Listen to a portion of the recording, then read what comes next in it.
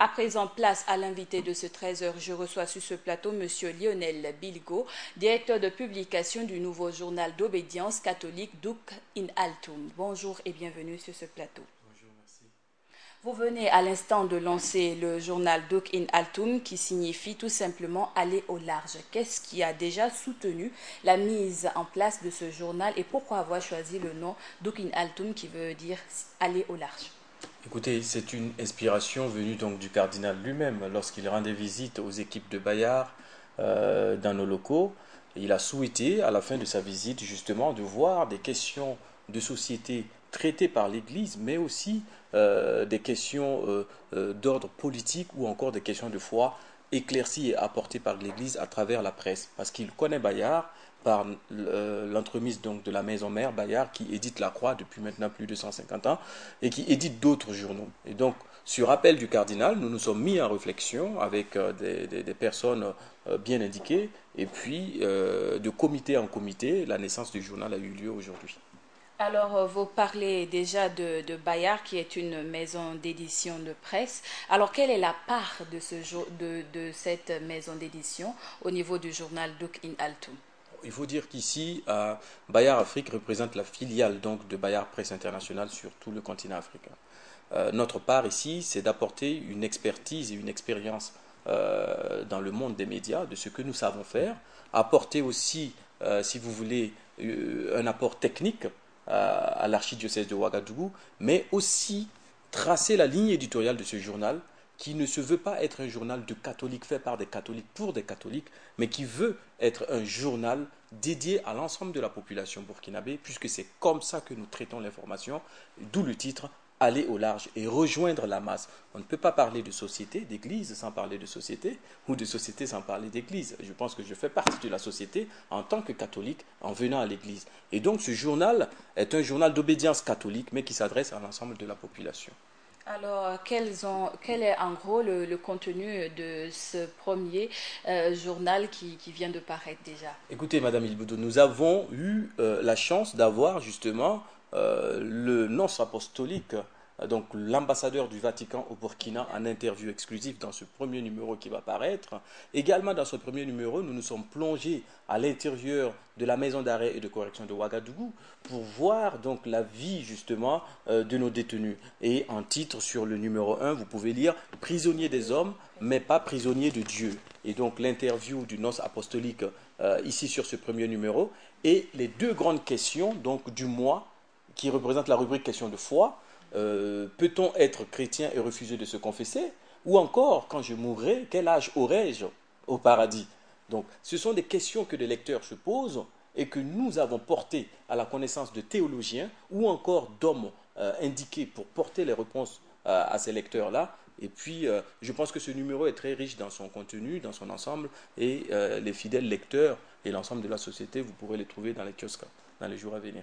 Alors, quel prix pour avoir ce contenu déjà? Oh, ce n'est qu'une modeste contribution, ce n'est que 500 francs CFA, et ce prix a été bien étudié par rapport justement à l'apport technique et à toute la qualité d'ailleurs qu'on met dans ce journal. Donc, c'est au prix de 500 francs CFA. Et la périodicité? C'est un mensuel pour le moment, mais notre ambition, justement, comme on l'a dit ce matin à la conférence de presse, c'est de ramener ce journal, justement, dans une périodicité beaucoup plus acceptable. On trouve en tout cas qu'un mois, c'est trop, mais pour un démarrage, je pense qu'un mensuel, ça permet aux équipes de se roder et de pouvoir, justement, aller à la pêche à l'information. Alors, votre entreprise Bayard Afrique a sa charge l'apparition également de Planète Enfant, Planète Jeune. Quelle est la place déjà que vous accordez à la jeunesse dans le contenu informatif de votre journal? Bon, là, vraiment, c'est un journal d'information générale. Je pense que ici, on va traiter plutôt de sujets d'adultes, quelque part, et on garde toute la ligne de nos produits, de nos marques, en tout cas de nos titres jeunesse, pour traiter des informations jeunesse. Vous venez de le dire, le magazine Planète Enfant existe depuis 1998 et son grand frère Planète Jeune a existé depuis 1993 et a remplacé Kwaku qui existait avant pour ceux qui connaissent. Donc tout ça, ça a été un accompagnement de Bayard sur le continent africain et nous continuons justement à produire des contenus jeunesse pour ces lecteurs-là.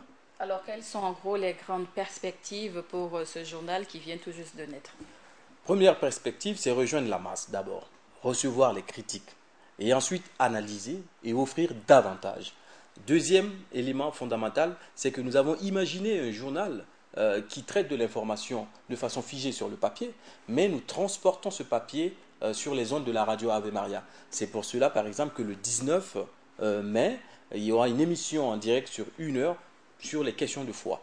Les réponses seront portées par le prêtre, justement, qui a répondu, le Père Didier, à ces 2 questions. On permet donc aux lecteurs de nous rejoindre encore sur les ondes d'une radio et d'interagir avec l'équipe de rédaction. Alors, autre inquiétude, aujourd'hui, beaucoup de personnes parlent de l'homosexualité. Quelle est la position déjà de votre journal, puisqu'il est d'obédience catholique, qui est connu pour être contre ces questions-là? Vous savez, Madame Ilboudo, ce matin, des journalistes ont posé cette question généralement au cardinal. Et sa réponse a été à la suite justement du rapport sur le synode sur la famille au Vatican, c'est de dire tout simplement que on peut comprendre qu'il y ait des gens qui n'ont pas les mêmes tendances ou encore les mêmes habitudes que vous et moi ou que d'autres personnes. Mais l'Église est fondée quand même sur quelque chose d'assez fondamental, c'est limite dogmatique. C'est-à-dire que le monde commence avec Adam et Ève, et cette représentation-là, nous gardons cela en nous et nous croyons en cela. Maintenant, je pense qu'on juge le péché et pas le pécheur. Pour moi, personnellement, je crois que les homosexuels ont leur place, puisque de toute façon, ce n'est pas qu'ils ont leur place, ils sont là, donc, dans la société, et donc le monde doit apprendre à faire avec et surtout à travailler avec. Personnellement, dans la ligne éditoriale de notre journal, nous ne sommes pas fermés à traiter ce genre de sujet. Et d'ailleurs, nous allons traiter ces sujets dans les mois à venir, puisque nous sommes en train justement de constituer un fil rouge pour pouvoir aborder ces questions-là. Nous voulons un journal qui ne se renferme pas sur ce qui arrange l'Église ou qui ne fuit pas les questions. Nous allons au débat, c'est pour ça que nous allons au large. Et donc ces questions seront traitées. Alors, on est dans un monde de technologie, comme on aime le dire, des high-tech. Alors, quel est votre projet quant à la mise en œuvre de ce journal papier sur la toile? Aujourd'hui, effectivement, on est dans un monde de toile, d'internet, etc. Et beaucoup de médias souvent font le choix stratégique d'aller sur la toile sans se poser la question, en fait, en réalité, de la stratégie web, de ce qu'ils veulent apporter sur la toile. Nous, on ne voudrait pas qu'il y ait cannibalisation entre le contenu papier, puisque nous vendons ce contenu. Et quand on sait que sur Internet, il y a une certaine liberté. En Afrique, il n'y a pas encore de médias en ligne payants. D'autant plus que le système de paiement en ligne n'est pas très développé. Je sais de quoi je parle, puisque nous tentons aujourd'hui de porter les contenus jeunesse sur le web et de faire payer certains parents. Et donc, du coup, pour le moment, nous serons que sur le papier. Et peut-être demain, nous réfléchissons avec l'abbé Joseph Kinda qui anime le site de l'église du Burkina Faso. Et nous réfléchissons à créer une vitrine, un portail d'information, mais qui portera d'autres informations que le journal pour que chaque média ou chaque support puisse avoir sa propre vie. Autre information à l'endroit de tous les téléspectateurs qui nous suivent présentement. Autre information, c'est d'appeler tous ceux qui nous suivent à lire ce journal, à adopter ce journal, parce que ce n'est pas un journal catholique pour des catholiques. Nous sommes pleinement catholiques nous-mêmes lorsque ce que nous écrivons intéresse même à des non-catholiques.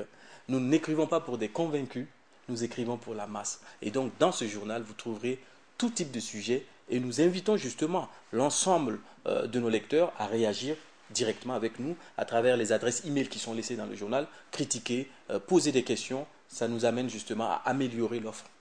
Et beaucoup de personnes se posent la question à savoir si ce n'est pas pour évangéliser. Alors où peut-on aussi trouver ce journal pour ceux qui aimeraient entrer en possession du contenu?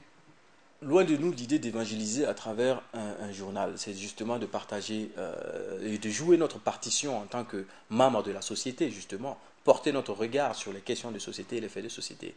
On peut trouver ce journal dans toutes les librairies, sur la place, dans les kiosques et aussi chez les crieurs de rue, aux abords des feux de stop. Nous avons utilisé les mêmes canaux de distribution que toutes les presses qui existent en fait sur le territoire. Et on peut les trouver également aux abords des églises, puisque l'ensemble des chorales francophones vont nous aider justement à porter ce journal-là auprès des fidèles. Merci beaucoup, Monsieur Lionel Bilgo. Merci d'être venu sur ce plateau. Merci. C'est tout pour cet entretien avec M. Lionel Bilgo, directeur de publication du nouveau journal d'obédience catholique Douk in Altoum. Entretien qui met fin au journal de 13h sur la chaîne Burkina Info. À tous ceux qui nous ont suivis à Gawa et partout ailleurs dans les 45 provinces de Burkina en Liguille.